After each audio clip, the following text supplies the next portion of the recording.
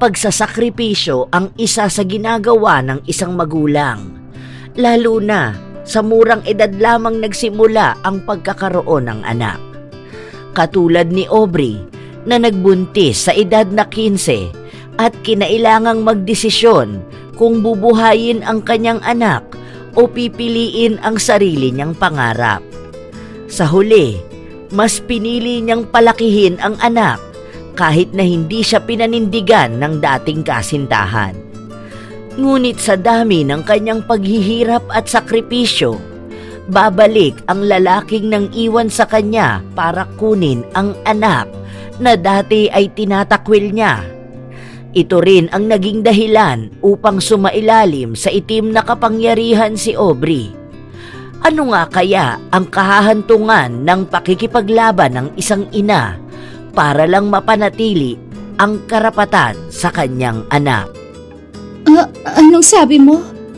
Ipalaglag mo yan. Hindi ko kayang panindigan ang nabuo natin. Mga bata pa tayo. Ang dami pang mangyayari sa buhay natin. Ang dami kong pangarap at ayoko ma-disappoint sa akin ng parents ko. Kaya ngayon pa lang, alisin mo na yung batang yan. Masisira lang ang buhay natin. Naririnig ko bang sinasabi mo, Brian? Anak natin to. Akala mo ba ganun lang kadali sa akin na kapag sinabi mong ipalaglag ang bata, ipapalaglag ko na agad? Dugot laman natin to. Tayo ang gumawa sa kanya. Basta, alisin mo yan. Hindi ako papayag na sirain ng batang yan ang pangarap ko. Kung gusto mo, ikaw ang magpalaki niyan. Pero kahit kailan, hindi ko aakuin ang magpakaama dyan. Sinasabi ko sa'yo, Aubrey, kung gusto mong maging maayos tayo, ipalaglag mo yan. Ngayong nabuntis mo ko, saka mo ko iiwan? Akala ko ba mahal mo ko?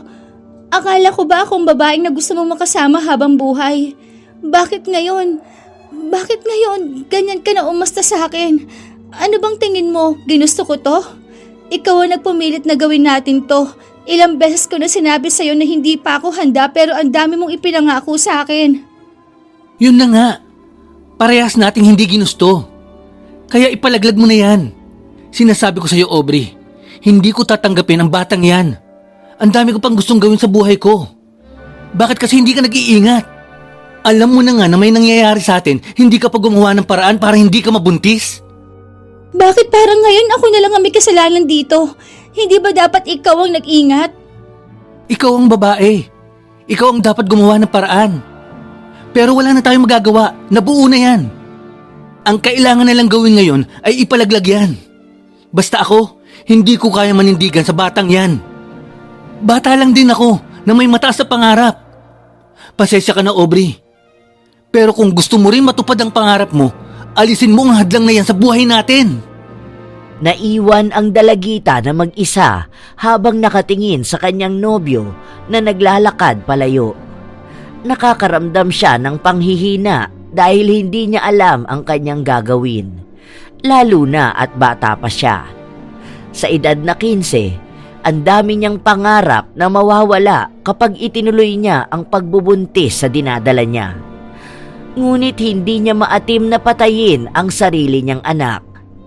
Sa paglipas ng mga araw, iniiwasan na siya ni Brian dahil ayaw niyang pag-usapan ang tungkol sa bata. Hindi ko alam ang gagawin ko, Nick. Ang bata ko pa, pero masisira na kaagad ang buhay ko. Hindi ko kayang buhayin ang bata na ito.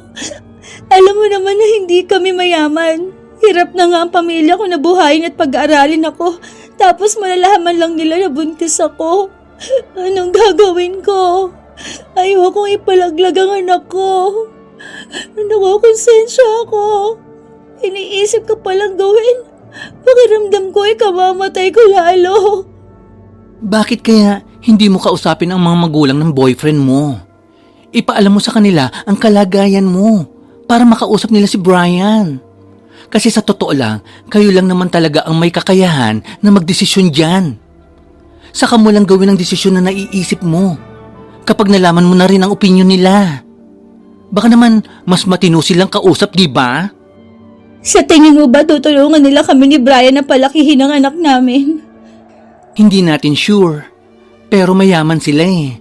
Panigurado naman na kaya nilang sustentuhan ang batang ginawa ng anak nila. Sinunod ng dalagita ang payo ng kanyang kaibigan. Nagpasama siya kay Nick na pumunta sa bahay ng kanyang nobyo. Noong una ay hindi siya pinapasok sa loob at ayaw siyang harapin ng nanay ni Brian, ngunit mapilit siya. Nais niyang ilaban ang kanyang anak. Gusto ko lang po sabihin sa inyo na buntis ako. Hindi ko po alam ang gagawin ko sa bata. Hindi ko po ito kayang buhayin dahil wala pong kakayahan ng pamilya ko. Sa halip na makarinig ng pag-aalala mula sa ina ng nobyo, nagalit pa ito sa kanya at sinampal siya. Sinabi ng ginang na hindi tatanggapin ng pamilya nila ang bata at ipalaglag na lamang niya ito kung hindi naman niya kayang buhayin. Maraming masasakit na salitang binitawan ng ina ng kanyang nobyo na mas lalong kinasama ng kanyang loob. Mga salitang hindi niya inaasahan na maririnig mismo sa lola ng kanyang magiging anak. Nagmamakaawa po ako sa inyo. Tulungan niyo po ako. Huwag niyo naman po kaming ipagtabuyan ng anak ko. Apo niyo po ito. Hindi po ito basta sino lang. Anak po ni Brian ang nasa sinapupunan ko. Kahit hindi niyo na po ako tanggapin, piliin niyo nilang pong pangalagaan ang magiging anak namin. Hindi na nakapagsalita pa ang dalagita dahil mabigat na sampal ang dumampi sa kanyang pisngi. Hindi lamang isang beses, kundi 3 beses. Nilait-lait ng ginang ang pagkatao niya at ang pamilyang pinanggalingan niya. Sinabi sa kanya na kahit kailan hindi nila tatanggapin ang bata, kaya kung ayaw niyang mamuhay lang bilang kaawa-awa ang magiging anak niya, mas piliin na lang niya itong ipalaglag. Pinalaya siya sa loob ng bahay at pinagbantaan na sa susunod na bumalik siya roon ay hindi sila magdadalawang isip na ipapatay siya. Ano ba naman yung pamilya ni Brian? Bakit naman ganun sila makitungo sa'yo? Ganyan ba ang gusto nilang imulat ang anak nila sa responsibilidad? Nabuntis ka nga ng maaga. Pero hindi lang naman ikaw ang gumawa niyan. Dapat turuan nila ang anak nila na maging tunay na lalaki. Nakakainis ha? Masyado nilang pinapanigan ng anak nila. Anong gagawin ko? Dapat bang ipalaglag ko ng bata? Pero ayoko. Hindi ko kaya. Kailangan mo magdesisyon. Kung hindi mo ipalalaglag yan, malaki ang magiging sakripisyo mo. Hayaan mo, nandito lang ako palagi para sa'yo. Tutulungan kita hanggang sa kaya ko. Nakakahiya naman sa'yo. Naging pasanin mo patuloy ako. Bakla, ano naman? Hindi naman panghabang buhay yan. Kapag nasa hustong gulang ka na, makakaya mo naman na itaguyod ang bata. Sa una lang yan magiging mahirap. Kaya nga nandito akong kaibigan mo. Hindi ko suportado ang maaga mong pagbubuntis. Pero wala naman nang mapapala kung magsisisihan pa tayo eh. Nabuo na yan. Paninindigan na lang sa sarili ang kaya mo. Naging mahirap ang desisyon para kay Aubrey dahil lahat ng meron siya ay kailangan niyang bitawan kung pipiliin niya ang kanyang anak. Sa huli ay mas pinili ni Aubrey na buhayin ang kanyang anak. Hindi na rin niya nakita pang muli ang dating kasintahan dahil ang sabi sa kanya ni Nick ay lumipat na ng bahay ang pamilya ni Brian. Hindi nakapagtapos ng pag-aaral si Aubrey dahil mas binigyan niya ng pansin ang pagpapalaki sa anak. Naghanap siya ng trabaho para sa ipantutustos dito. Hindi naman siya pinabayaan ng kanyang kaibigan na tila ba nagsilbing ama ng bata. Makalipas ang 10 taon, naging maayos na ang buhay ni Aubrey at ng kanyang anak. Hindi man namuhay sa karangyaan, nabibigay naman niya ang pangangailangan nito. Tila ba naging mabilis ang takbo ng panahon. Ngunit hindi sila sigurado kung mananatiling tahimik ang kanilang buhay. Te, bilisan mo kaya dyan, no? Kanina pa kami naghihintay dito ni Anisha. Ang init pa naman ng panahon. Pawisan na kami. Amoy paksiw na. Teka, sandali lang. Ito lalabas na. Araw ng linggo at sama-sama silang magsisimba. May inuupahang maliit na bahay si Aubrey kung saan ilang taon na silang nakatira doon. Paminsan ay doon natutulog ang kaibigan niyang si Nick, lalo na kapag wala itong pasok sa trabaho. Nang matapos ang simba, unang pumasok sa loob ng sasakyan si Anisha, habang ang magkaibigan ay naiwan sa labas. Wait a minute. Tama ba itong nakikita ko? Bakit? Ano ba meron? OMG! Si Brian yan, di ba? Bumalik na siya sa bayan natin? After 10 years niyang naging multo? Grabe! Ang laki ng pinagbago niya. Pero for sure, isa pa rin siyang duwag na lalaking walang paninindigan. Sa hindi maipaliwanag na dahilan, ay nanlamig ang buong katawan ni Aubrey nang marinig niya ang pangalan ng dating kasintahan. Hindi niya nais na alamin kung tunay nga ba ang nakita ng kanyang kaibigan. Ngunit kusa itong itinuro ni Nick. Agad rin naman niyang nilingon ang lokasyon ng lalaki. Kanina ko pa yan nakikita. Ang akala ko naman kahawig lang niya. Pero hindi eh. Siya yan mismo, te. At mukhang asawa niya yung kasama niya. Ang kapal ng mukha naman niyang bumalik dito. Matapos ang pag-aabandon na niya sa anak niyo. Nako, wag niya talagang tatangkain na bumalik sa buhay niyo. Huwag mo na yan pansinin. Matagal na yan patay para sa akin. Hayaan mo siya sa buhay niya. Basta huwag niya lang kaming guguluhin. Diyan ka hindi nakakasigurado, te. Ang mga lalaking ganyan, hindi yan matatahimik sa buhay nila. Hindi yan babalik dito nang wala lang. Ang ibig lang sabihin, may pakay yan. Mukha namang masaya na siya sa pamilyang binuo niya eh.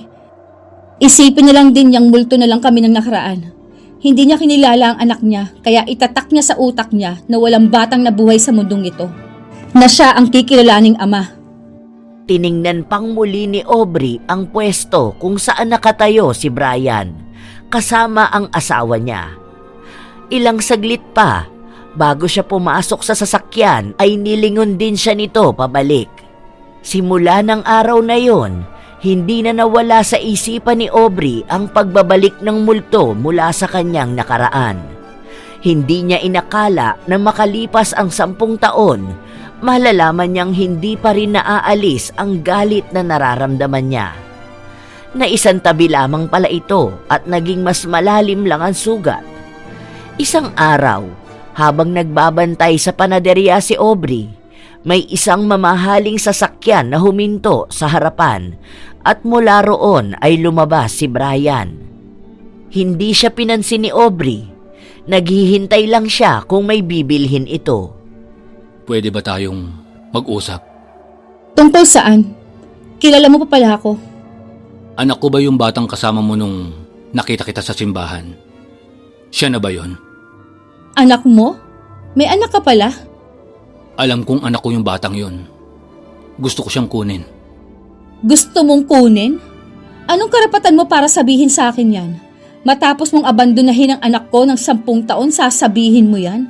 Yang 10 taon na nawala ka, ganyan ba katagal mo pinag-aralan kung paano maging makapal ang mukha? Hindi ka ama, Brian. Binuo mo lang yan sa akin.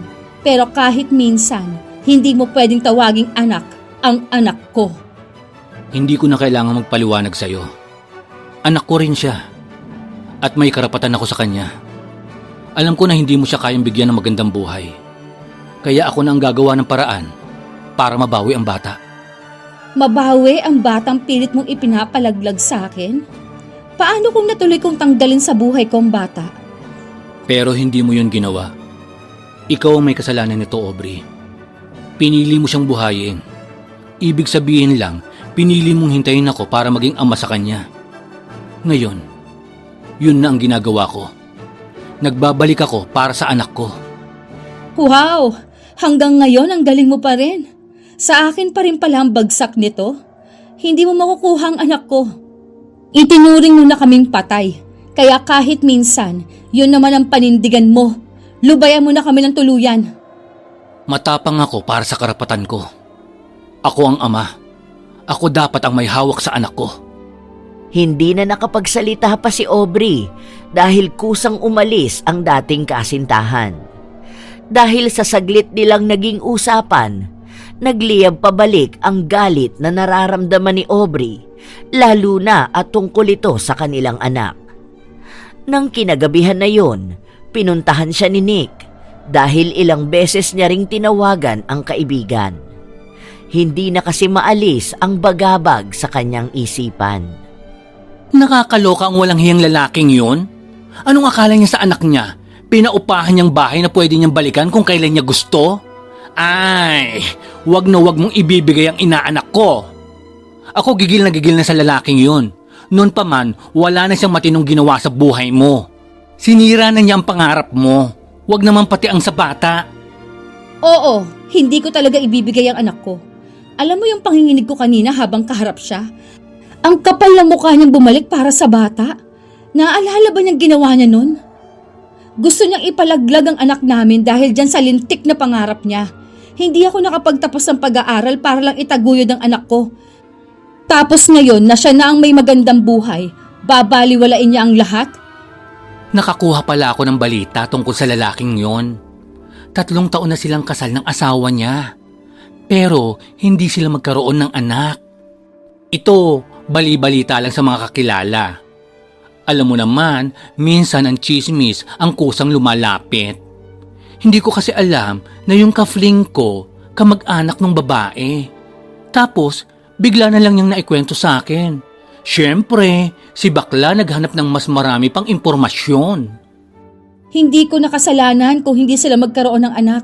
Baka hindi niya deserve magkaroon pa dahil sa ginawa niyang pag-abandona sa amin. Binabalikan siya ng karma.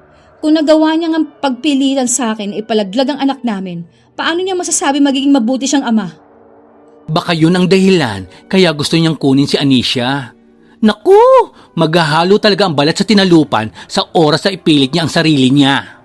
Kakalbuhin ko siya. Babalatan ko siya ng buhay. Ang kapal diba? Nung hindi siya makabuo, biglang babalikan yung iniwan niya. Magkamatayan na. Hindi niya makukuha ang anak ko. Matagal na siyang patay. Simula nang sinabi niya ipalaglag ko ang bata, doon pa lang nawala na siya ng karapatang maging ama. Kaya wag niyang isipin na ganun lang kadaling magpatawad at tanggapin ang pagbabalik niya. Hindi niya mahal ang anak ko. Mahal niya lang ang ideya na maging isang ama. Hanggang ngayon, sarili pa rin niyang iniintindi niya. Masyado pa rin siya makasarili. Sa paglipas ng mga araw ay hindi siya tinigilan ni Brian. Madalas niya pang nakikita ang sasakyan ng lalaki na umaaligid sa kanilang bahay at sa eskwelahan ng kanilang anak. Naging malaki ang epekto nito kay Aubrey dahil hindi na siya makampante na iwan ang anak niya na mag-isa dahil baka isang araw ay bigla na lang itong kunin sa kanya. Nagmimistulang praning sa dami ng mga iniisip. Ayan na naman ang sasakyan ni Brian. Hindi na talaga ako tinantanan ng lalaking yan. Hindi na siya manahimik. 10 taon siyang nawala. Sana, tinuloy-tuloy na lang niya. Hindi naman namin siya hahanapin eh. Dahil kaya ko naman buhayin ang anak ko kahit na walang tulong niya. Ipablatter mo na kasi yan. Naiirita na rin ako sa kanya. Nakakaapekto na to sa trabaho mo. Ilang beses ka nang napagsabihan. Mamaya mawalan ka na talaga ng trabaho. Grabe na ang pang-agrabyado na ginagawa ng lalaking yan sa'yo. Kung kailan naman nakakabawi ka na sa buhay, bigla naman siyang maninira uli. Ayoko niyang maging masaya. Sandali nga lang. Hoy te, saan ka pupunta? Bakla ka? Anong gagawin mo? Halika rito. Nagmamadali si Aubrey na sugurin ang sasakyan na kinalalagyan ng dati niyang nobyo. Ilang beses siyang kumatok sa bintana at halata ang galit sa kanyang mukha. Lumabas ka dyan! Mag-usap tayong animal ka! Harapin mo ko, hindi yung panay ka lang sunod sa amin. Pinigilan siya ni Nick at inaaya na umalis na dahil malapit nang lumabas ang anak niya sa paaralan, ngunit hindi nagpatinag si Aubrey. Patuloy niyang pinagsisigawan ang sinumang nasa loob ng sasakyan para lumabas. Ilang sandali pa ay bumukas ang pinto. Bumungad sa kanya ang mukha ni Brian. Wala siyang makitang kahit na anong emosyon. Ito rin marahil ang isa sa dahilan kaya siya nakakaramdam ng labis na galit. Kahit na isang beses ay hindi niya nakitaan si Brian ng sinseridad na tunay na nais niyang makabawi sa kanyang anak. Hindi mo ba talaga titigilan ang anak ko? Anak natin. Hindi lang ikaw ang magulang ni Anisha. Ay, wow! Ibang klase ka talaga, no? 10 taong kang nawala at babalik ka na parang wala lang? Nagpakasaya ka sa buhay mo habang naghihirap ang Frenny ko na buhayin ang anak nyo. Ang kapal talaga ng apog mo, no? At kaninong ulupong mo naman narinig na ama ka pa rin maituturing matapos ang ginawa mo? Manahimik kang bakla ka. Labas ka sa usapan ng pamilya namin. Kung ikaw nga hindi makabuo ng sarili mong pamilya tapos panghimasukan mo ang buhay namin. Hindi mo ko kilala at hindi mo alam ang pinagdaraanan ko sa buhay. Pamilya? Pamilya na ngayon ang tingin mo sa batang pinilit mong ipapatay sa akin? Baka sa 10 taon na nawala ka, nakalimutan mo ng pinagsasabi mo sa akin noong nalaman mong buntis ako. Maging ang mga magulang mo, hindi ba? Itinago ka nila sa akin? Inilayo ka nila sa responsibilidad? Ngayong nakakaya ko ng buhay ng anak ko, saka ka babalik para ipakilala na ikaw ang tatay niya? Ilang taon man nang lumipas, hindi ko makakalimutan ang eksaktong sinabi mo sa akin. Nakatatak na sa puso ko ang galit. May karapatan ako sa anak ko. Kahit na anong gawin mo, kahit na ilang taon ako nawala, hindi magbabago ang katotohanan na dugo ko ang nananalaytay sa ugat niya. Anak ko rin siya. Kahit saan tayo makarating, mas may karapatan ako sa'yo. Ito na ang huling beses na sasabihin ko sa'yo to. Lubayan mo kami ng anak ko. Wala kang anak dahil nung araw na huli tayo nagkita, yon na rin ang araw na namatayan ka ng anak. Dugo lang ang ambag mo sa kanya. Huwag mong ipagyabang sa akin ang karapatan mo dahil kahit saan tingnan, wala kang ipanlalaban. Kahit apelido mo, hindi bit-bit ng anak ko. Ikaw lang ang naniniwalang anak mo siya. Habang sumisigaw sa galit si Aubrey, hindi niya napansin na nasa likuran na niya ang kanyang anak at narinig ang mga salitang binitawan niya sa dating kasintahan. Ngunit hindi kumibo si Anisha hanggang sa makabalik sila sa kanilang bahay. Ngunit base sa pagiging tahimik ng bata, may kung anong katanungan ang tumatakbo sa kanyang isipan. Nasa hustong edad na siya para maunawaan ang mga nangyayari. Dapat talaga umalis na tayo rito, Frenny. Kasi alam kong hindi ka titigilan ng lalaking yan. Ikaw na ang umiwas. Paano ako aalis? Hindi sapat ang pera ko para magpakalayo-layo. Wala akong mapapasukan na trabaho. Dahil alam mo hindi ako nakapagtapos ng pag-aaral ko. Hindi naman din malaki ang ipon ko eh. Tutulungan kita. Ako na ang bahala sa bahay na titirahan nyo. At ako na muna ang sasagot ng gastusin hanggang sa magkaroon ka ng trabaho.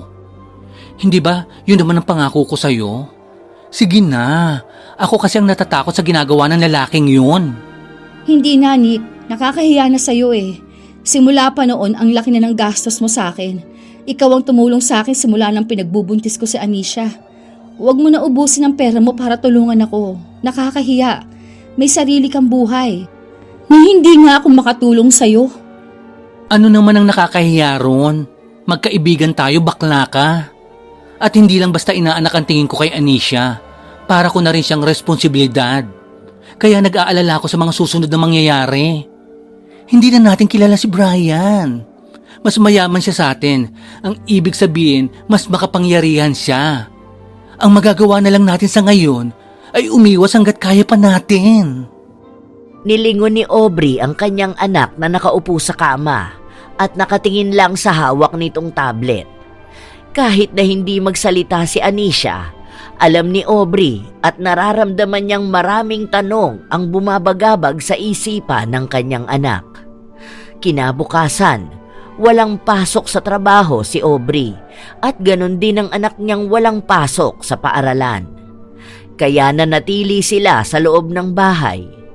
Dati ay lumalabas at gumagala sila.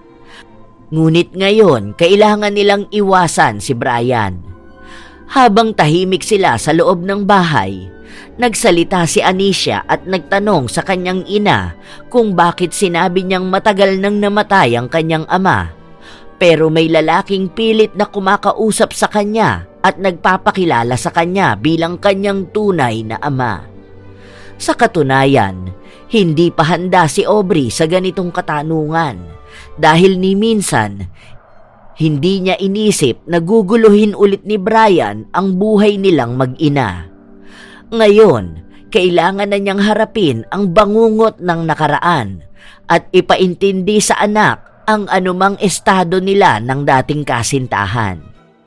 Patawarin mo ako, anak. Hindi ko sinabi sa'yo ang totoo.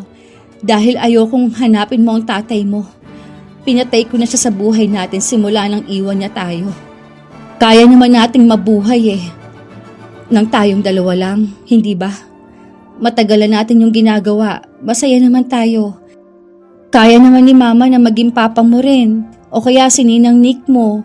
Palagi naman siyang tumutulong sa atin. Hindi kumibo si Anisha. Bumalik ang tingin niya sa kanyang nilalaro sa tablet. Nang araw na yon, nabalot ng nakakabinging katahimikan ang buong bahay. Walang mga salita, ngunit ang mga utak nila ay maraming katanungan. Kinagabihan, bago matulog, nagtanong ang bata kung pwede niyang makasama saglit ang kanyang ama dahil matagal na raw niyang nais na magkaroon ng tatay. Binanggit din ni Anisha na naiinggit siya sa kanyang mga kaklase, lalo na kapag ikinukwento ng mga ito kung paano sila igala ng kanilang mga ama. Yun daw ang isa sa pangarap ng kanyang anak na hindi niya sigurado kung magagawa nga ba niyang mapagbigyan. Hindi tumugon si Aubrey sa kahilingan ng anak. Kinabukasan, wala siyang gana sa trabaho kaya ilang beses siyang nagkamali. Ma'am, pasensya na po. Ayan po kasi ang pagkakarinig kong binibili ninyo Sandali lang po Aligaga si Aubrey habang pinapalitan ang tinapay na binibili ng customer. Pero bago niya pa mapalitan ay binawi na ang pera. Hindi lang isang beses nangyari yon dahil hanggang sa umabot ng gabi, ganun pa rin ang ganap. Paulit-ulit na pagkakamali dahil pakiramdam niya ay nawawala na ang kanyang utak sa dami ng iniisip niya. Ano ba itong nangyayari sa akin? Masyado na akong stress. Wala na akong maintindihan sa mga nangyayari sa paligid ko. Ay, nakakainis naman. Hindi pwede itong ganito palagi. Pagkatapos niyang magsarado ng panaderya ay naglakad na siya pauwi. May kalayuan ang bahay nila, pero dahil nagtitipid siya, kailangan niyang maglakad papasok at pauwi. Iniisip niya rin na makakatulong sa kanya ang paglalakad para makapag-isip ng maayos. Ilang araw na kasi siyang lunod sa mga problema. Nang matanaw na niya ang bahay nila, napansin niya na may sasakyang nakaparke roon. Hindi niya napigilan na makaramdam ng labis na kaba. Teka, ayan ang sasakyan ni Brian. Anong ginagawa niya dito? Ang anak ko! Nagmamadaling pumasok sa loob ng bahay si Aubrey, kung saan niya naabutan ang kanyang dating kasintahan na nasa sala, habang ang bata naman ay natutulog sa sofa. Tila ba komportable ang kanyang anak sa piling ng ama nitong matagal na niyang inaasam na makasama. Anong ginagawa mo rito? Paano ka nakapasok sa bahay namin? Nandito si Nick kanina. Sa kanya ko iniwan ang anak ko. Lumayas ka dito. Ang kapal na mukha mong puntahan siya rito. Para ano ha? Para lang kunin ang loob ng anak ko at tanggapin ka na niya bilang ama? Ang bata mismo ang kusang tumawag sa akin para puntahan ko siya. May emergency raw si Nick at kailangang umalis agad. Hindi mo ba alam yun ha? Kaya nagmamadali rin ako magpunta rito dahil baka maiwan siya mag-isa at may masamang mangyari. Nag-aalala lang ako sa anak ko dahil kitang-kita naman nating napapabayaan mo siya. Wow! Nagmumukha ka na pala niyang mabuting tatay dahil lang sinamahan mo ng isang araw ang anak mo samantalang 10 taon mo siyang pinabayaan. Bakit ba hindi mo ko bigyan ng chance na magpakatatay sa kanya? Kailangan ako ng anak ko at hindi mo kayang ibigay ang mga pangangailangan na yon. Hayaan mo ako makabawi sa kanya. 10 taon lang ako nawala Pero may mas higit pang buhay ang kaya kong ibigay sa kanya. Ilang araw ka palang bumabalik. Kung umasa ka, buong 10 taon mo siyang nasubaybayan ha. Kailangan mo lang ang anak mo dahil hindi ka magkaanak sa babaeng pinili mong pakasalan. Utang na loob, Brian. Tigilan mo na kami ng bata. Gumawa ka na lang ng paraan para magkaroon kayo ng anak ng asawa mo at yun na lang ang pagtuunan mo ng pansin. Hindi ako titigil hanggat hindi ko nakukuha ang anak ko. Gumagawa na ako ng paraan para mabawi siya. Wala akong pakialam kahit na magalit ka sa akin. Dahil ang mga ginagawa kong ito ay may malaking ambag sa future ng bata. Hindi mo magagawa yon dahil una sa lahat hindi tayo kasal. Wala kang karapatan na kunin sa akin ang anak ko. Walang bakas ng pangalan mo sa kahit na anong papel niya. Tawagin mong amang sarili mo pero kahit na kailan hindi kita hahayaang alagaan ng anak na pinili mong ipapatay noon. Ngayon pa, kung kailang hindi ikaw ang naghirap ng ilang taon, ako lang ang may karapatan sa kanya. Isinuko ko lahat sa buhay ko para piliin siya. Mahiya ka naman sa sarili mo. Tinatawag mong amang sarili mo. Hindi mo nga nagawang magpakalalaki para manindigan. Kaya wag mo kong tatakutin. Nakaya kong itaguyod ng 10 taon ng anak ko. Makakaya ko yun ng higit pa kahit wala ka. Lumayas ka rito! Lumabas ka na! Napakatigas ng puso mo, Aubrey. Masyado ka makasarili. Pati anak ko gusto mong madamay sa galit mo sa akin. Tapos na yun. Tapos na ang 10 taon. Bakit ba hindi ka pa makalimot? Makalimot? Tingin mo ba malilimutan ko yon? Nakalahati ng buhay ko ginugol ko lang sa anak ko habang ang kalahati ng buhay mo ginugol mo sa sarili mo? Sino sa atin ang makasarili, ha? Ayoko nang magalit palalo. Kaya lumayas ka na sa harapan ko! Ilang beses na itinulak ni Aubrey si Brian para lumabas ng bahay nila. Pero nagmamatigas ang lalaki na umalis hanggang sa nagising ang anak nila at hindi na napigilan pang maiyak sa nakikita at naririnig niya. Ganyan ba ang gusto mong ipakita sa anak mo? Kung paano mo ipagtabuyan ng tatay na gusto lang naman niyang makasama? Hindi lang palaging tungkol sa iyo ang lahat, Aubrey. Huwag mo nang dagdagan ang sama ng loob na nararamdaman ko. Utang na loob. Huwag mong kalkalin ang sugat na iniwan mo sa pagkatao ko. Tigilan mo na kami ng anak ko. Maging masaya ka na lang na wala kami. Katulad kung paano ka naging masaya nung iniwan at pinabayaan mo kami. Hindi mo na ba kayang gawin yun ulit, ha? Kahit huling-hiling ko lang sa'yo, Brian. Pabayaan mo na kami! Wala akong pakialam sa 10 taon na nawala ako. Babawiin ko pa rin ang karapatan ko sa bata. Sa akin siya mapupunta. Kailangan niya ng ama. Kailangan niya ng buong pamilya na hindi mo kailanman maibibigay sa kanya. Gusto mo siyang kunin sa akin para magkaroon kayo ng masayang pamilya ng asawa mo? Oh, wow! Ibang klase ka, Brian. Sa sobrang talino mo, nababaliw ka na. Wala ka na sa katwiran. Ang layo mo sa realidad ng buhay. Wala tayo sa pantasya mo, hoy! Hindi lahat ng gusto mo nagagawa mo. Anak ko si Anisha. Akin lang siya. Hindi na ako magsasalita pa. Magkakaalaman na lang tayo. Huwag akong tinatakot mo. Dadaan ka sa ibabaw ng bangkay ko bago mo makuha ang anak ko. Huwag rin ako ang hamunin mo. Hindi lang pagdaan sa bangkay mo ang kaya ko. Dahil duduraan ko pa yan, kasama ng paglibing sa ipinaglalaban mo. Kusang umalis si Brian, habang si Anisha ay patuloy na umiiyak at tinatawag ang kanyang tatay. Naging mas mahirap ang mga sumunod na araw para kay Aubrey, lalo na at hinahanap ng kanyang anak ang kanyang ama. Hanggang sa nawala na si Aubrey ng trabaho at sumabay pa ang proseso ng papel ni Anisha para mailipat ang apelyido kay Brian. Ano bang nangyayari sa buhay ko? Bakit sunod-sunod naman tong mga problema? Hindi ko ba deserve magkaroon ng normal na buhay? Simula pa noon, ganito na kagulong lahat sa akin. Kahit namang strong akong tao, minsan hindi ko na kinakaya eh. Sorry to hear that, Frenny ko. Ang hirap nga talaga niyan. Mas mabigat pa itong pasanin na dinadala ni Brian kaysa sa ilang taon mong pinaghirapan na buhayin at itaguyod ang anak mo. Naku po, feeling ko kapag natapos siya ng ipaayos ang mga papeles ng bata, makukuha niya na ang inaanak ko. Imagine, hindi man lang siya nagpakahirap ng bata pa si Anisha, Tapos ngayon na malaki na, sa kanya babalikan na alagaan kung kailan hindi na alagain.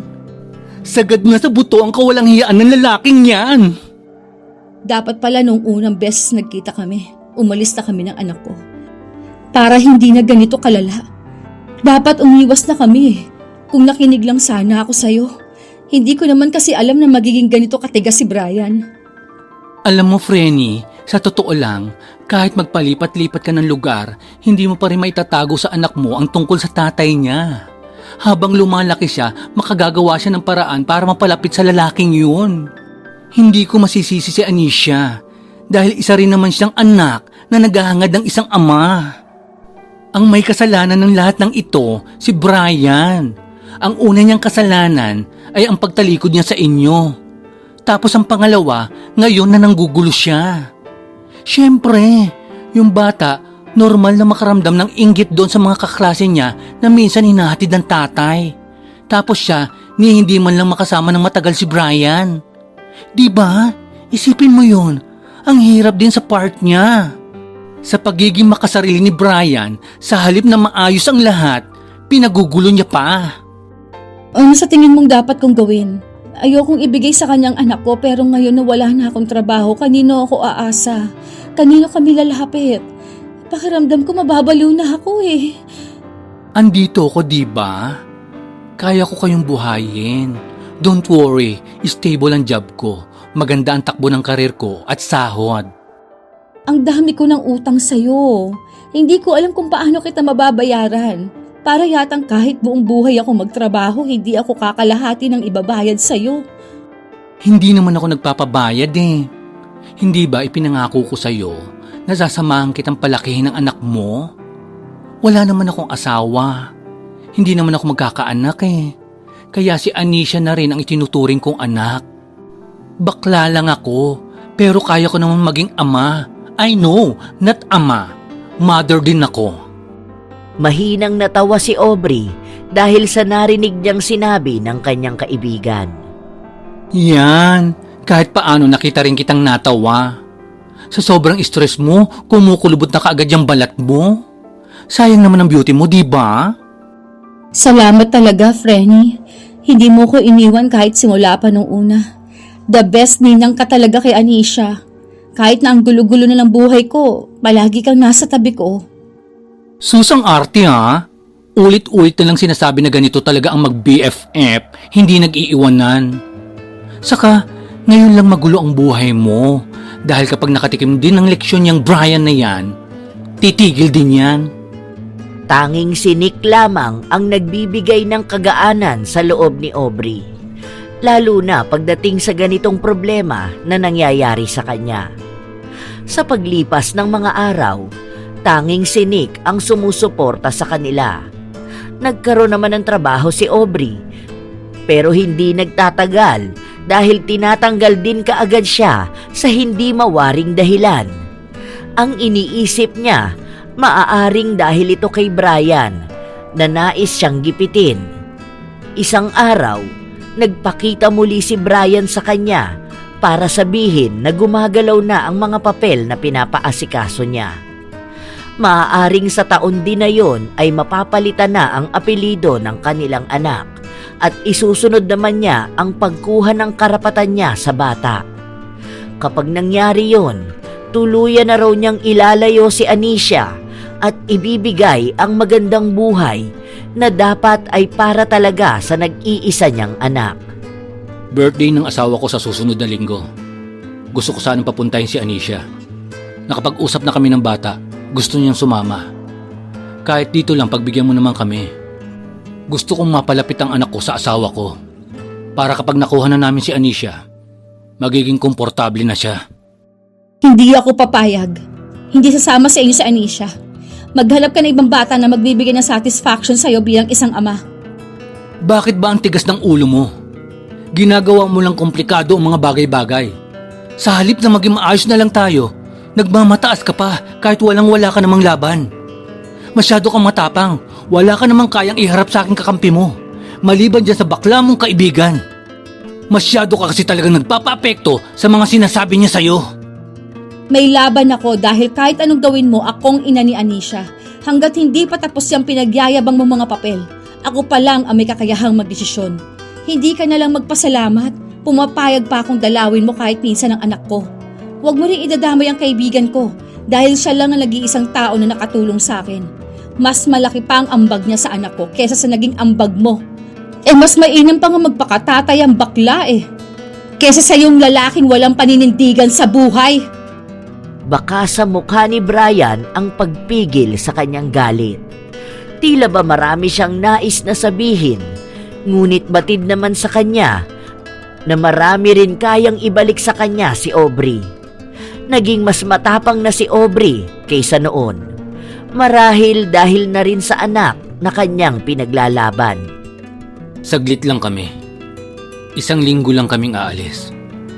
Hayaan mo naman ang anak kong maranasan ng marangyang buhay at makasama ng matagal ang ama niya. Huwag mong ipagkait ang 1 linggo na kasama niya ako. Aubrey, 10 taon mo na siyang inangkin. Kaunting araw ko lang siya hinihiram sa'yo. Bakit ba hirap na hirap kang ipaubaya yun? Hindi lang naman yun para sa akin. Para rin sa bata. Inangkin? Yung mga taon na yon, itinakwil mo siya bilang anak mo. Huwag kang umasta na parang ako pang may kasalanan na malayo sa iyong anak ko. Alam nating pareho na kaya ka lang lapit ng lapit sa kanya dahil hindi ka mabigyan ng anak ng asawa mo. Dahil kung meron kayong anak, kahit na kailan, hindi mo siya kikilalanin. Katulad kung paano mo yun sabihin sa akin noon at kung paano rin ipamukha sa akin ng mga magulang mo na hindi siya katanggap-tanggap. Kaya huwag kang magpanggap pa, Brian.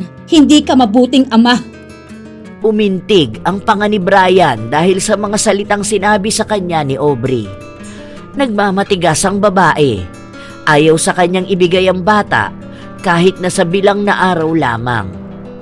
Nang matapos ang kaarawan ng asawa ni Brian, hindi na niya nakuha ang anak niya. May oras lang din kung kailan niya pwedeng makausap ang bata. Hindi niya magawang umapila kasi kahit na anong gawin niya ay wala pa siyang karapatan sa kanyang anak. Lumipas ang ilang buwan, lumalalim lalo ang galit nila sa isa't isa dahil na rin sa pagmamatigas ni Aubrey. Magkano ba ang kailangan mo? Para payagan lang ako makasama ang anak ko. Pinalampas ko na nga na hindi mo siya pinahiram nung birthday ng asawa ko. Huwag naman pati ang makasama ko siya ngayong Pasko. Ito ang unang Pasko na ama naman niya ang kapiling niya. Kahit na anong okasyon, hindi mo makakasama ang anak ko. Ilang Pasko, birthday niya, ilang New Year ba, ha? Na kami lang ang magkasama. Wala kang mapapala kahit na anong gawin mo. Papayagan kitang puntahan mo siya rito sa Pasko, pero hindi mo siya pwedeng isama sa kahit saang lugar. Sabihin mo kung magkano mo ipapaarkila ang anak ko. Hindi pera ang kailangan ko. Pakinggan mong sarili mo. Sa inaasta mong ganyan, tingin mo ba salitaan niya ng isang matinong ama? Hindi siya laruan na aarkilahin mo. Ituring mo siyang isang anak. Hindi isang bagay na kailangan mo lang para masabing magandang imahe ng pamilya mo. Kaya hindi ka na magkakaroon pa ng anak dahil kawawa lang ang bata kung ikaw ang magiging tatay nila. Umalis si Brian na masama ang loob dahil kahit na anong pakiusap niya, hindi talaga siya pinapakinggan ni Aubrey. Pagpasok ng babae sa loob, ay agad niyang ikinandado ang pinto at sinigurado na ligtas sila sa loob ng kanyang anak. Kinabukasan, pinuntahan siya ni Nick sa kanilang bahay. Sinabi niya kung ano ang huling usapan nila ni Brian. Ano pa bang dapat kong gawin para tumigil na siya? Ano bang akala niya, ha? Ganun lang kadaling patawarin at bigyan siya ng pagkakataon na ipakita ang pagiging tatay niya? Ni minsan, hindi siya humingi ng tawad sa nagawa niya. Hindi ko siya narinig na inamin niya ang kamalian niya. Kaya paano kung tatanggapin ang pagbabalik niya? Deserve din ng anak kong marinig ang sorry niya. Ang sabi ko naman kasi sa'yo, mataas ang pride niyang si Brian. Hanggat pinipilit mo siyang ipagtabuyan, mas lalo niyang ginugusto na lumapit. Natatapakan mo ang ego niya. Kaya gigil na gigil yan, magpakatatay. Maniwala ka sa akin, may gagawin pa yang mas malala. Sa mga galawan niya, alam kong hindi siya papayag na matalo. Subukan niya lang gumawa ng masama. Kakalimutan kong tatay siya ng anak ko. kung gaano katigas si Brian sa pagpupumilit na makuha ang anak niya, ganoon din katigas ang paninindigan ni Aubrey na hindi kailangan ng anak niya ang ama na tulad ni Brian. Makalipas ang ilang linggo, buwan at taon, kahit na minsan hindi nakapunta si Anisha sa bahay ng kanyang ama. Kahit na maghapon pang maghintay sa labas ng bahay si Brian at magmakaawa kay Aubrey, wala siyang napala. Sa paglipas ng mga araw, nagpatuloy ang buhay ng mag-ina. Habang si Nick naman ay patuloy din ang pagtulong sa kanila. Isang umaga, nagising na lang si Aubrey na may masakit sa kanyang katawan. Hindi maipaliwanag kung saan yun nagsimula. Tulungan mo ako, anak ko! Ang sakit! Napaluhod si Aubrey dahil sa sobrang sakit ng kanyang katawan. May kung anong tumutusok sa kanyang laman at hindi ito basta lamang sakit dahil hindi niya makumpirma kung saang parte ng katawan ba yon nanggagaling.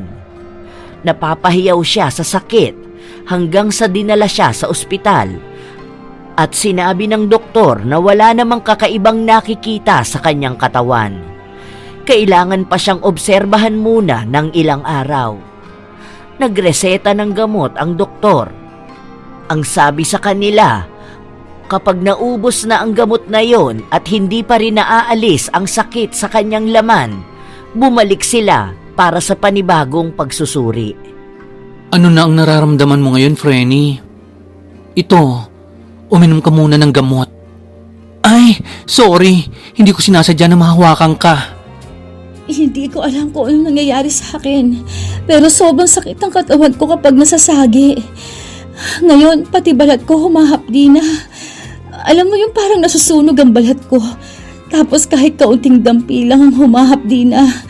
Kahit yata mahanginan ako, pakiramdam ko natutuklap ang balat ko. Baka kasi sa init ng panahon yan ngayon.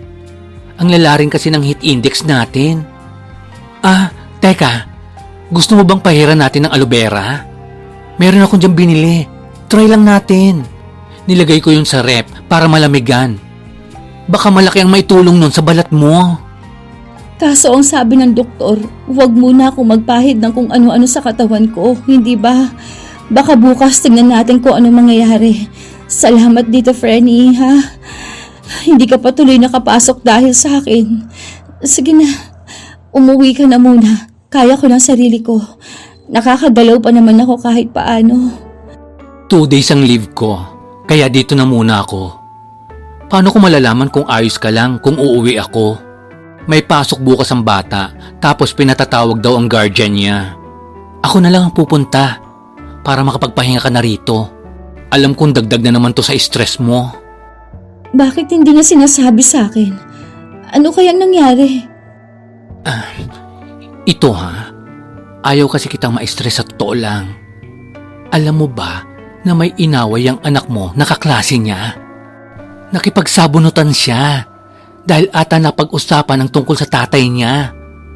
Ako na ang bahalang kumausap kay Anisha tungkol dito. Ay, ang laki talaga ng epekto niyang ginawa ni Brian. Masyado siyang makasarili. Pati ugali ng anak niya nagbabago na rin. Ay nako. Huwag naman sanang maging suwail ang batang yan.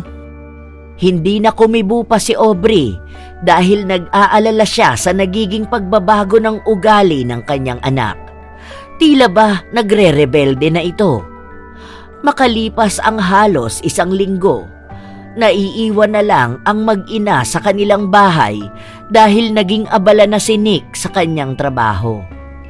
Nakakuha siya ng malaking proyekto, ngunit kailangan niya munang lumuwas ng Maynila ng 1 linggo. Masama pa rin ang pakiramdam ni Aubrey. Hindi nawawala ang sakit ng kanyang balat at ang tila ba paghalukay sa kanyang laman. Dahil doon ay hindi na niya naaasikaso ang kanyang anak. Nakakuha ng pagkakataon si Brian para samantalahin ang kalagayan ng dating kasintahan. Magpapadala na lang ako ng tutulong at mag-aasikaso sa iyo rito sa bahay. Kukunin ko na muna ang bata. Kami na muna ang bahala sa kanya. Bakit mo kukunin ang anak ko? Hindi mo ba nakikita ang kalagayan mo, Aubrey? May sakit ka. Ilang araw ka nang hindi makakilos at makatayo dyan sa higaan mo. Ni hindi mo naaasikaso ang bata. Hindi mo mapakain, wala kang pera, wala kang trabaho, walang kahit na sinong nasa tabi mo. Tingin mo ba, kaya ng bata na asikasuhin ang sarili niya na walang kalinga ng isang magulang? Lawakan mo naman ang utak mo, Aubrey. Para din ito sa anak natin. Ginagawa kong lahat para makakilos ako. Kahit na hirap ako sa nararamdaman ko. Gagaling din naman ako eh. Ang sabihin mo, sinasamantala mo lang ang kahinaan ko. Nakausap ko na ang bata. Gusto niya ring sumama sa akin. Doon sa bahay maaasikaso siya.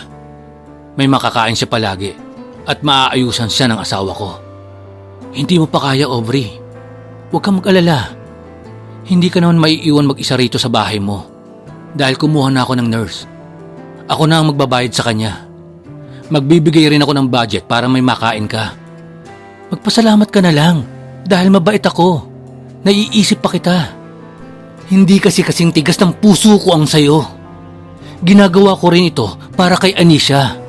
Dahil alam ko naman na ayaw niyang malaman na ang nanay na nag-alaga sa kanya ay maiiwang kaawa-awa. Hindi! Lintik ka. Sinasamantala mo talaga na mas malakas ka sa akin. Kaya kong alagaan ang anak ko. Maaasikaso ko siya kaya wag mo siyang ilayo sa akin. Ayan, sa'yo na mismo nang galing na mahina ka. Nagmamalasakit lang ako sa anak ko at sa'yo. Gusto kong makabawi sa kanya. Gusto kong ibigay ang mga bagay na hindi mo kayang ibigay sa kanya. Hindi ka na makakatanggi. Dahil si Anisha na mismo ang nagdesisyon at pumayag na sumama sa amin. Magpasalamat ka na lang. Dahil aalagaan ko ang anak ko. At hindi ka rin maiiwang mamamatay rito na mag-isa. Kahit pa magsisigaw si Aubrey, hindi na siya nilingon pa ng dating kasintahan. Narinig niya na lang ang pag-alis ng sasakyan. Maging ang anak niya ay hindi na nagpaalam sa kanya. May isang nurse na nag-aalaga sa kanya dahil nahihirapan siyang kumilos. Palala ng palala ang sakit na nararamdaman ng balat ni Aubrey. Bawat minuto, sumisigaw siya dahil sa kung anong tumutusok sa kanyang laman. Hindi lamang sakit sa katawan na hindi maipaliwanag ang kanyang nararamdaman dahil wala nang mas hihigit na sakit ang nararamdaman ng kanyang puso. Pakiramdam niya ay tinalikuran na siya ng lahat. Wala nang natira. Wala nang nagmamahal. Para bang hinihintay na lang niya ang kanyang kamatayan para lang matapos na siyang magdusa. Deserve ko ba tong lahat? Simula pa noon, puro na lang paghihirap ang nararamdaman ko. Hanggang ngayon ba wala akong karapatan na maging masaya? Ano bang kasalanan ang dapat kong pagbayaran para lang matahimik ako? Gusto ko na ng normal na buhay. Pero bakit ganito? Sa paglipas ng mga araw, mabilis na bumagsak ang katawan ni Aubrey. Hindi na siya makakain at hindi nagiging wasto ang tulog. Ang daming bumabagabag sa kanyang isipan. Lalo na at nais niyang makita ang kanyang anak, ngunit hindi niya magawa. Hindi pa ibinabalik ni Brian si Anisha. Tila ba bumaliktad ang lahat dahil siya naman itong hindi makasama ang anak. Habang inaasikaso siya ng nurse, tumanggi siyang kainin ang hinahain sa kanya nito. Iwan mo na ako. Bumalik ka na sa boss mo. Hayaan mo na lang ako mamatay rito. Baka sakaling ito na talaga ang kapalaran ko. Ang ipanganak sa pagdurusa at mamatay sa kasawian. Tatanggapin ko na lang ito. Kaysa umasang umaayos ang buhay ko. Pumapatak ang luha ni Aubrey habang pilit niyang inaalala ang kanyang masalimuot na buhay. Nanggaling siya sa isang mahirap na pamilya. Nabuntis siya sa murang edad at hindi niya natapos ang pag-aaral. Tanging sinik lang ang tumulong sa kanya noong nagbubuntis siya kay Anisha hanggang sa maipanganak niya ito. Simula nun, hindi na siya tumigil sa pagtatrabaho. Lahat ng klase ng pagkakakitaan ay ginawa na niya para lang mabigyan ng maayos na buhay ang anak. Sa loob ng 10 taon, hindi niya inisip ang kanyang sarili at isang araw darating ang lalaking nang iwan sa kanya para lang kunin ang anak niya. Ang lalaking walang naging tulong sa pagsasakripisyo. Ngayon, gusto pang bumuo ng isang masayang pamilya kasama ang batang pinipilit niyang ipalaglag noon. Hindi na mawari ni Aubrey kung anong sumpa ang bumabalot sa kanya. Maging ang nangyayari sa katawan niya ay hindi na niya maipaliwanag pa. Habang nakaratay siya sa higaan, dumating ang kanyang kaibigan. Ay, hala. Naku po, ano naman yung nangyayari sa'yo, Frenny ko? Ang payat mo naman na masyado. Saglit lang ako nawala eh. Eh ikaw, sino ka naman ha? Nasaan na ba ang inaanak ko? Pumasok ba sa school? Ay, dapat pala hindi ko na kinuha yung project na yon para hindi na ako umalis dito. Kaya nagmamadali talaga ako makauwi. Kasi araw-araw akong kinakabahan kung anong nangyayari sa'yo. Hindi kumibo si Audrey. Ang sumagot sa tanong ni Nick ay ang nurse. Sinabi niya na kinuha siya ni Brian para alagaan si Aubrey. Siyala nito, kunwari concern. Nasaan naman ang inaanak ko? Don't tell me, kinuha ng tatay. Saan ba sila nakatira? Kukunin ko si Anisha. Ako na ang susugod sa bahay ng walang hiyang yun. Abang na abang talaga siya sa ikababagsak mo para siya naman ang maging magaling? Hindi na kailangan, Frenny. Hayaan mo na siya sa tatay niya. Baka tama nga si Brian. Siya lang ang makapagbibigay ng magandang buhay sa anak namin. Hindi ko na kayang buhayin pa si Anisha. Dahil maging ang sarili ko, hindi ko alam kung kaya ko pang mabuhay ng matagal. Maraming salamat sa mga naitulong mo sa akin, pero hayaan mo na ako. Hindi naman na siguro ako gagaling. Basta ang hiling ko lang, kahit na anong mangyari, please, subaybayan mo ang anak ko. Gusto ko masigurado na palagi siyang nasa maayos na kalagayan.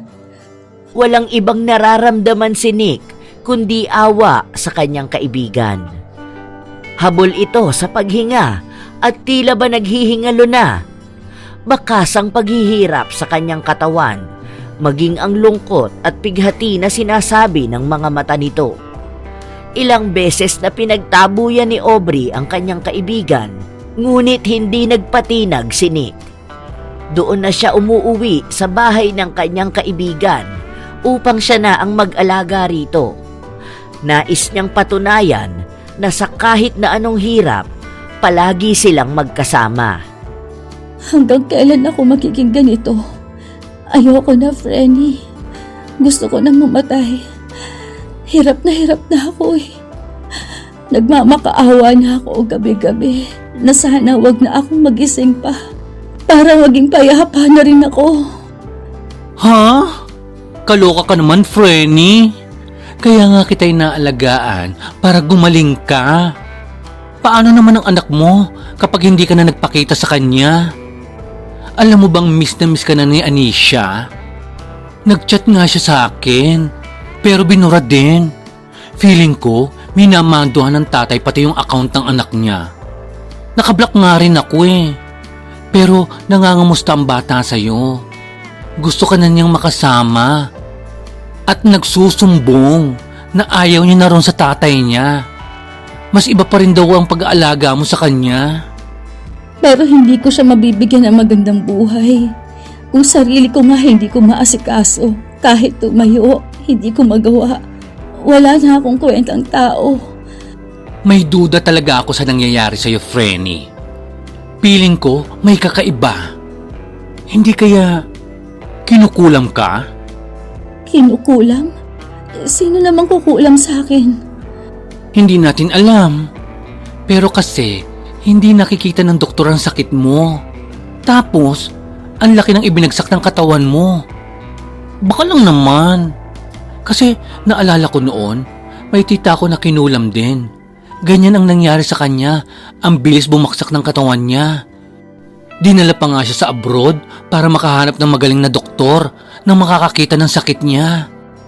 Tapos, nung iuuwi na siya sa Pilipinas para ipatingin sa albularyo, namatay naman siya. Tapos ng burol niya, dumating ang albularyo. Maaagapan pa naman daw sana, kaso dinala sa iba't ibang doktor. Ang sabi kasi, ang mga kinukulam daw talaga, hindi pwedeng ipadoktor. Mas lumalala ang nangyayari sa kanila. Paano naman natin malalaman kung kinukulam ako? Anong pwedeng gawin? May dapat bang lapitan? Saan naman tayo hahanap ng albularyo? Alam mo, sa totoo lang, hindi ako naniniwala sa mga kulam na yan. Wait, alam ko meron dito eh. Ako nang pupunta, sandali lang. Hindi na nag-aksaya pa ng oras si Nick. Pinuntahan niya ang isang albularyo para ipatingin ang nangyayari sa kanyang kaibigan. Doon nila nakumpirma na may kumukulam nga sa kanya. Sino naman kayang may motibong gawin yan sa'yo? Hindi kaya si Brian? Sinabi ng albularyo na may kailangang makuha kay Aubrey. Yun ang dahilan kaya siya pinakulam. Hindi intensyon na patayin siya dahil ang kulam ay tungkol lamang sa pagpapahirap sa kanya. Sa mga sinasabi ng albularyo, doon na unti-unting naiisip ni Aubrey na maaaring ang dating kasintahan ang gumagawa sa kanya ng kulam. Tulungan niyo po akong gumaling. Kailangan ko pong maayos ulit ang buhay ko para mabawi ko ang anak ko. May chance ba na bumalik sa nagpakulam sa kanya ang sumpa? Sinabi ng albularyo na hindi niya sigurado kung babalikan ng sumpa ang nagpakulam sa kanya. Yun ay depende na lang sa ginawa ng mangkukulam. May iba raw mangkukulam na sinasalo na lahat ng sumpa pabalik. Meron namang hinahati ito. Nang gabi rin na yon ay isinagawa na nila ang ritual para kontrahin ang itim na kapangyarihan na bumabalot sa pagkatao ni Aubrey. Malakas ang hangin sa loob ng kwarto. Hindi mawari kung saan yon nanggagaling. Ngunit kahit na anong lakas ng hangin, hindi natitinag ang mga kandila. Hindi ito gumagalaw. Ang matandang albularyo naman ay umuusal ng ritual na hindi nila maunawaan. May mga pinapahid din siyang langis sa katawan ni Aubrey. Aray! Ang sakit!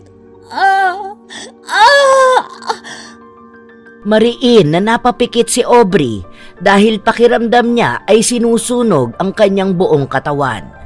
Napapaso siya sa bawat haplos ng albularyo. Tumagal din yun ng ilang segundo hanggang sa napansin niya na may hinihilang itim na usok ang albularyo. Lumalabas ang usok sa kanya mismong katawan. Ipinasok ng albularyo sa maliit na garapon ang tila itim na kaluluwa. Matapos ay kumalma ang kaninang nagwawalang hangin sa kwarto. Hinintay nilang maupod ang mga kandila bago tumayo ang albularyo. Sinabi sa kanila na aabutin pa hanggang kinabukasan bago makaramdam ng kaginhawaan si Aubrey. Habang unti-unti na ring bumabalik ang sumpa kung kanino man ito tatama. Naloka ako doon. Ang intense ng mga ganap. Awang-awa ako sa sigaw mo kanina, te. Talagang sakit na sakit ka. Mabuti naman na agapan na kaagad natin to. Malakas ba ang sigaw ko? Hindi ko marinig dahil para ako nabibingi kanina. Ang alam ko lang parang humihiwalay ang balat ko sa katawan ko. Pero ngayon, gumagaan na. Kahit hawakan ko ang balat ko, hindi na siya masakit. Sino kaya ang kumulam sa akin? Si Brian kaya talaga? Hindi natin sigurado. Pero siya ang may malaking motibo.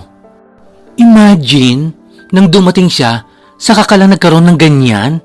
Nagkandamalas-malas ka pa? Sana gumaling ka na para makuha na natin ang anak mo. Habang nagiging maayos ang pakiramdam ni Aubrey, nagkakaroon naman ng pagbabago kay Brian. Nang makaya na ni Aubrey na makuha ang anak niya, pinuntahan niya agad dito sa bahay ni na Brian.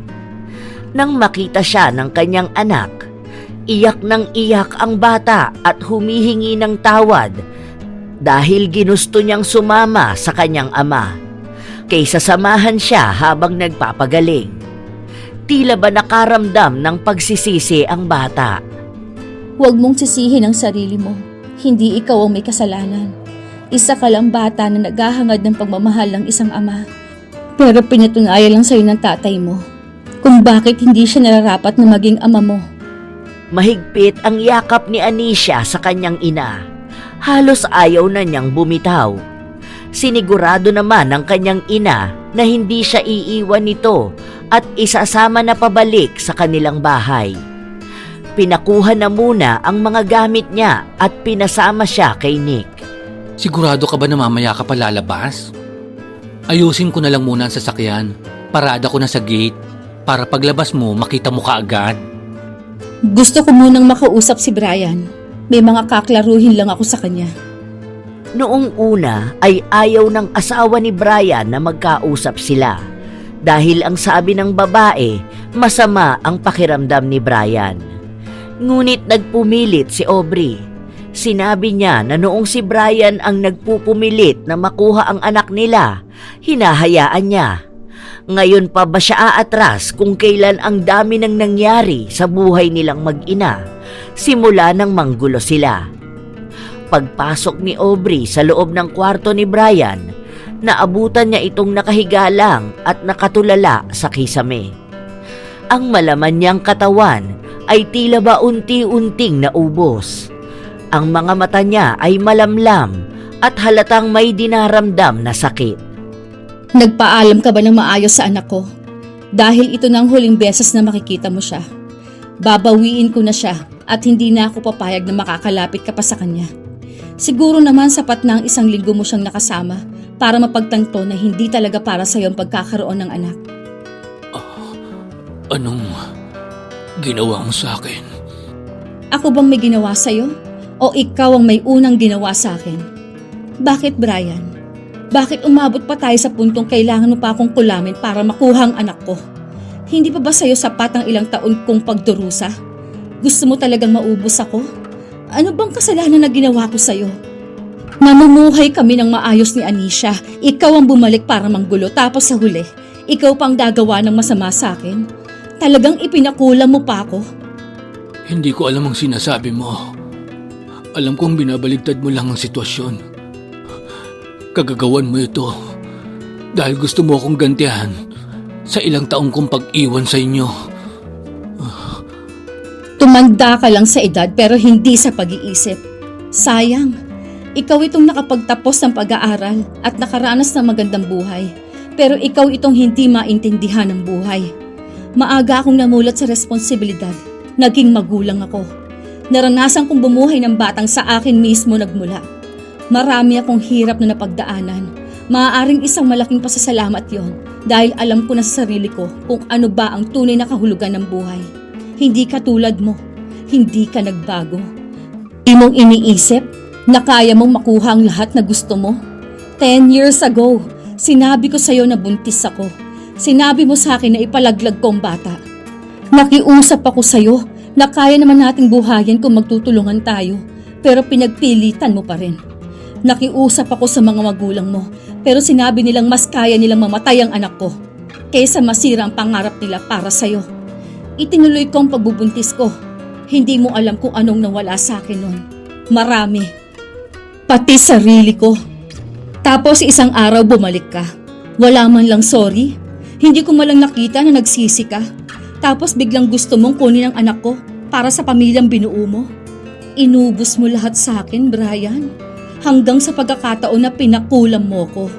Tapos ngayon na ikaw na ang binabawian, sa akin mo pa rin sinisisi. Hindi lang ako ang gumagawa ng mali, Brian. Sana malaman mo rin sa sarili mo kung anong pagkakamali mo. Tanggapin mo para sa ikatatahimik mo rin.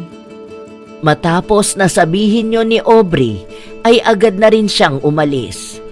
Hindi na siya naghintay ng tugon mula sa dating kasintahan dahil alam niya na kapag gusto ni Brian na makausap sila ng anak niya, gagawa ito ng paraan. Sa paglipas ng mga araw, Nakakabawi na rin sa kabuhayan si Aubrey at ang kaibigan niya ay patuloy pa rin na tumutulong sa kanya. Naging bukas na rin ang kaisipan ng kanyang anak patungkol sa lagay ng mga magulang niya.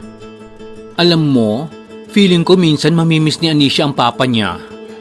Alam ko, hindi naman kasi basta maaalis sa bata na hanapin ang papa niya.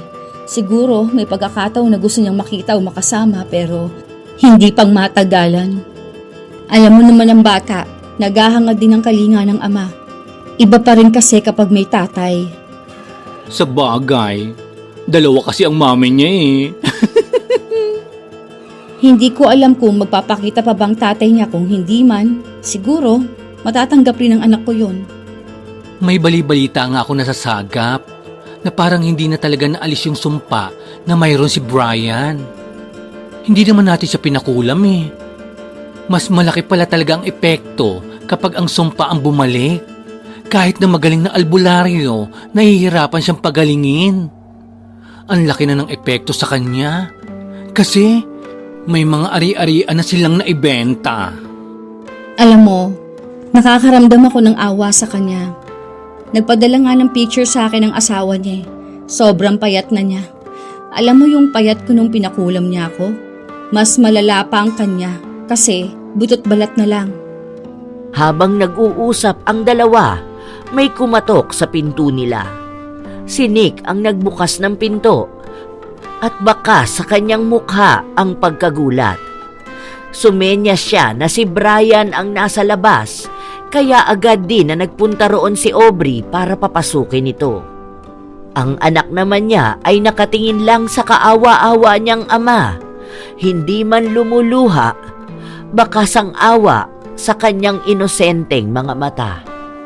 Sana sinabi mong gusto mong makausap ang anak mo. Kahit naman hate na hate kita, kami nang pupunta. Kaysa naman dumayo ka pa. Kawawa ka naman tignan. Gusto kong ako naman ang gumawa ng paraan para sa anak ko. Ang tagal ko na ring pinagdurusahan itong nararamdaman ko. Hindi na nawala sa isip ko ang mga sinabi mo sa akin, Aubrey. Tama ka nga. Naging duwag ako noon pa man. At hindi ko tinanggap ang mga pagkakamali na nagawa ko. Walang sorry. Walang pagbawi. Nagmatigas pa ako. Sana mapatawad niyo ako. Lalo ng anak ko. At ikaw, Aubrey. Ayaw ko lang magtanim ng sama ng loob. Ang gusto ko lang maging maayos ang buhay namin ng anak ko kahit wala ka. Pero napagtanto ko rin na hindi ko pwedeng alisan ang karapatan ng bata. Kung siya rin gustong makasama ang tatay niya. Pinatawad na kita, Brian. Tunay sana ang pagsisisi mo. Sinabi rin ni Anisha na pinapatawad na niya ang kanyang ama sa anumang ginawa nito sa kanyang ina. Hiniling din ng bata na maging maayos na si Brian dahil matagal na niyang pangarap na magkaroon ng tatay na maaari niyang lapitan. Napuno ng iyakan ang gabing yun.